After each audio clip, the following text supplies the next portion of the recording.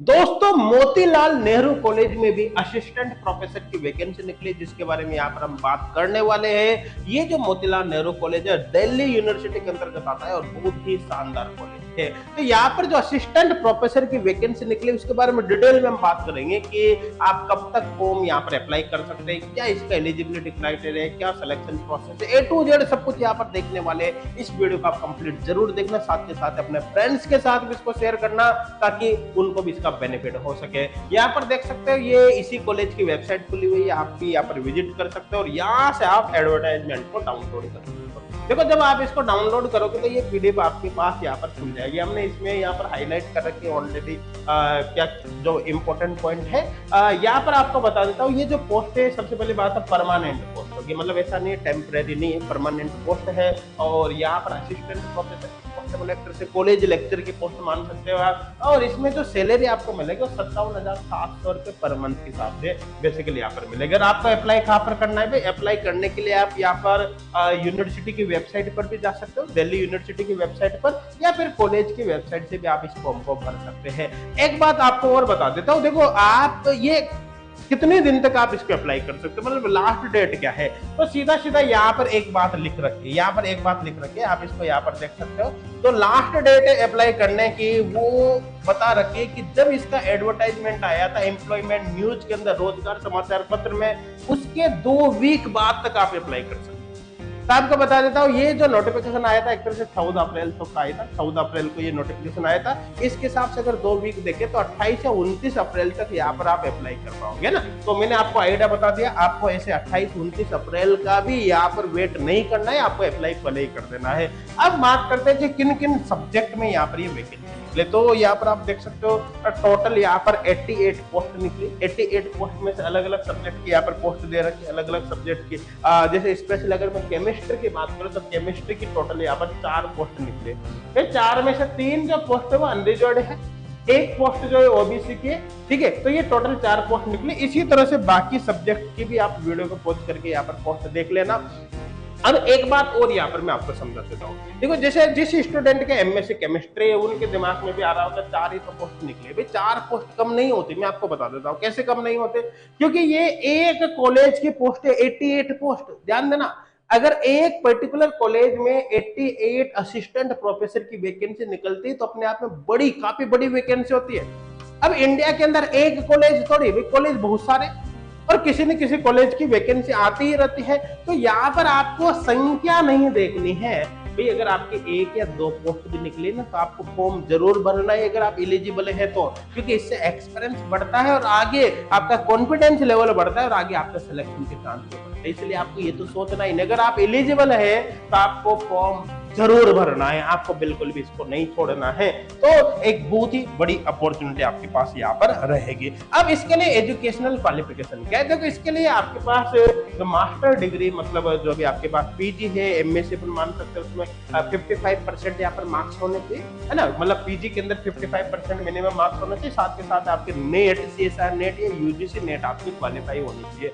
अब देखो, ध्यान देना, जिन स्टूडेंट की सीएसआर नेट या यूजीसी नेट क्वालिफाई नहीं है लेकिन उन्होंने पीएचडी कर रखी है, तब भी आप इसके लिए एलिजिबल है। आप डायरेक्ट पीएचडी के बेसिस पर भी अप्लाई कर सकते हैं, लेकिन एक कंडीशन है भाई। क्या कंडीशन है?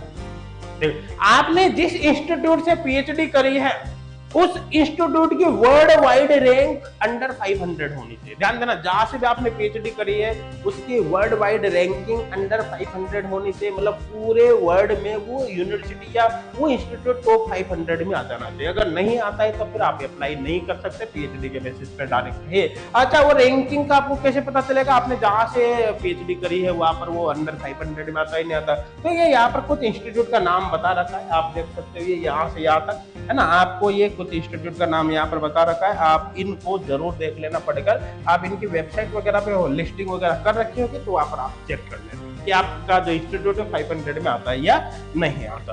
क्लियर है? यहाँ तक मेरे हिसाब से आपके समझ में आ गया होगा। तो कुल मिलाकर डायरेक्ट पीएचडी के बेसिस पर भी आप अप्लाई कर सकते हैं। अगर मान लो आप यहाँ पर SC, ST, OBC, non criminal या फिर पीडब्ल्यूडी कैटेगरी के स्टूडेंट है तो फिर आपके मास्टर डिग्री में कुछ रिलैक्सेशन दिया गया है। वहां पर 55% मांगा था, लेकिन ऐसे केस में आपके बैचलर या मास्टर डिग्री में 50% है तब भी आप अप्लाई कर सकते हैं, क्योंकि आपको यहाँ पर 5% का रिलैक्सेशन दिया गया है। तो आई थिंक ये बात भी आपकी समझ में आ गई होगी, यहाँ पर कोई दिक्कत नहीं होगी। देखो यहाँ पर क्या होगा, जब आप अप्लाई करोगे तो आपका जो भी एकेडमिक रिकॉर्ड होगा उसके बेसिस पर आपको इंटरव्यू के लिए शॉर्ट लिस्टेड किया जाएगा और आपको कॉल किया जाएगा इंटरव्यू के लिए।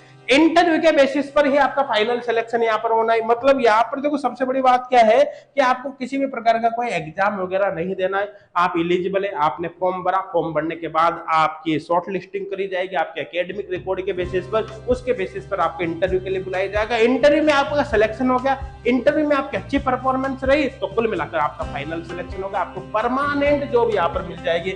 इस बात का आपको ध्यान रखना है। अप्लाई का बता दिया मैंने आपको, 28-29 अप्रैल के पहले अप्लाई करना है। देखो जिस दिन एडवर्टाइजमेंट आई था 14 तारीख, उसके 2 वीक बाद तक सीधा सीधा कॉन्सेप्ट है, आप समझ जाना। आपको 28-9 का भी वेट नहीं करना, आपको पहले अप्लाई कर देना। अप्लाई आप यूनिवर्सिटी की वेबसाइट से भी कर सकते हो या फिर इसी कॉलेज की वेबसाइट से जाकर भी आप अप्लाई कर सकते हैं।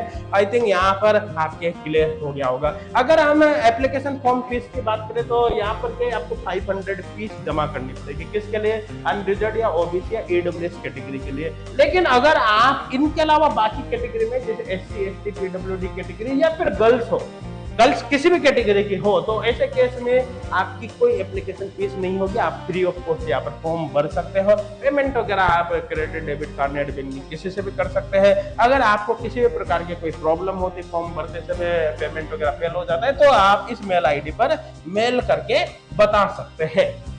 अब यहाँ पर देखो सारी चीजें आपकी क्लियर हो गई होगी। देखो आपको एक बात ध्यान रखना है, अगर आप यहाँ पर जब अप्लाई करोगे तो आपका एससी एसटी डब्ल्यूडी ओबीसी वगैरह का जो सर्टिफिकेट होगा वो सेंट्रल गवर्नमेंट के नॉर्म्स के अकॉर्डिंग होना चाहिए। मतलब एक तरह से सेंटर के सर्टिफिकेट यहाँ पर चलेंगे, ठीक है। और स्पेशल अगर ओबीसी कैटेगरी की बात करें तो ओबीसी कैटेगरी का जो सर्टिफिकेट होगा वो करंट फाइनेंशियल ईयर का होना चाहिए और सेंट्रल गवर्नमेंट के नॉर्म्स के अकॉर्डिंग होना चाहिए। मतलब सेंटर के जो स्टेट लेवल के सर्टिफिकेट होंगे वो एक्सेप्टेबल नहीं होंगे, सेंट्रल लेवल के सब यहाँ पर आपको वो लगाने पड़ेंगे। शॉर्ट लिस्टिंग के बारे में मैंने आपको बता ही दिया कि आपका जो सिलेक्शन होगा केवल इंटरव्यू के बेसिस पर होगा।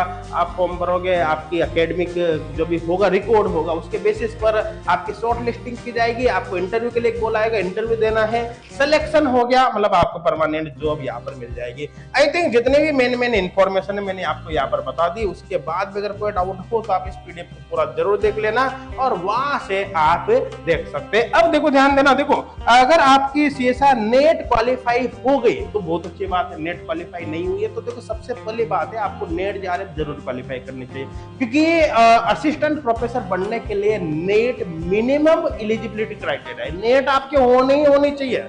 और अगर आपने एमएससी कर लिया नेट स्पेशली आप क्रैक करना चाहते हो, टेचगोड क्लासेज आपकी यहाँ पर काफी बड़ी हेल्प कर सकता है। स्पेशली केमिस्ट्री सब्जेक्ट की बात करें, टेचगोड क्लासेज एप्लीकेशन पर आपको केमिस्ट्री का फ्री ऑनलाइन कोर्स भी मिल जाएगा, सीएसआर नेट का भी मिल जाएगा, गेट का भी मिल जाएगा और पेड ऑनलाइन कोर्स भी आपको मिल जाएगा। तो फ्री ऑनलाइन कोर्स से भी आप अपने प्रिपरेशन को कर सकते हैं, क्योंकि ढेर सारा फ्री कंटेंट हमने इसके अंदर प्रोवाइड किया है। लेकिन अगर आप full online course, paid online course join करते हो तो इसमें तो आपको 4 चांद लग जाएगा, क्योंकि A to Z जितने भी कंटेंट की आपको आवश्यकता है वो सारा हमने यहाँ पर प्रोवाइड किया है।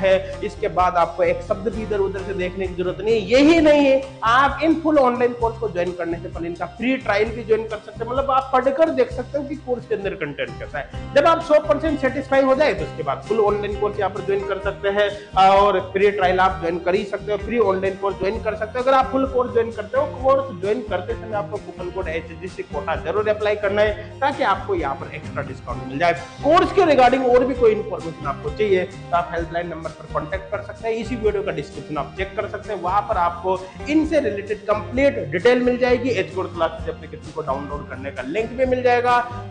और साथ के साथ अगर ये वीडियो आपको अच्छा लगा है तो आप इसको अपने फ्रेंड्स तक जरूर शेयर करें ताकि उनको भी इसका बेनिफिट हो सके। Thank you.